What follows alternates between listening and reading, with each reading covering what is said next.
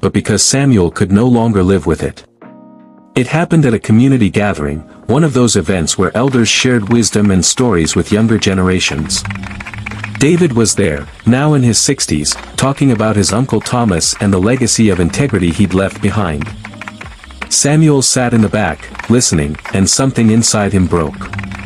Not dramatically, not loudly, but completely. After David finished speaking, Samuel stood up. His voice was quiet at first, but it carried. He told them everything. About the night Thomas called him in. About the will that named Samuel as a beneficiary. About the envelope he'd buried instead of revealing. About 30 years of success built alongside 30 years of shame. The room fell into a silence so complete you could hear the wind moving through the trees outside. David's face went through a dozen emotions: shock, confusion, betrayal, and finally something that looked almost like pity. Grace reached for Samuel's hand, tears streaming down her face, not because she was angry but because she finally understood the weight he'd been carrying. The confession didn't bring relief immediately. It brought chaos, questions, anger from David's family, disappointment from people who'd held Samuel up as a model of virtue. But it also brought something Samuel hadn't felt in 3 decades, the ability to breathe fully. Here's what Samuel learned, and what took him 30 years to understand: the inheritance wasn't what ruined him. Hiding it was. Thomas's will, when finally examined by David and the family, showed that Samuel was named as a recipient of support for education and business startup, not as a primary heir.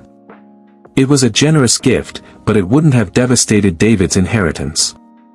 The family conflict Thomas feared might never have happened at all.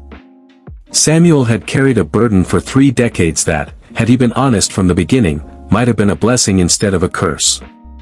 His success was real, earned through his own hands and mind, but he'd never been able to fully claim it because of the secret underneath. In our traditions, the elders teach that truth can wound, it can cut deep and leave scars. But lies, even silent ones, poison slowly, infecting everything they touch until nothing feels clean anymore.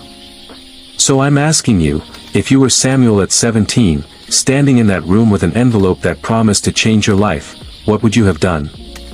Would you have revealed the will immediately, risking the conflict Thomas feared?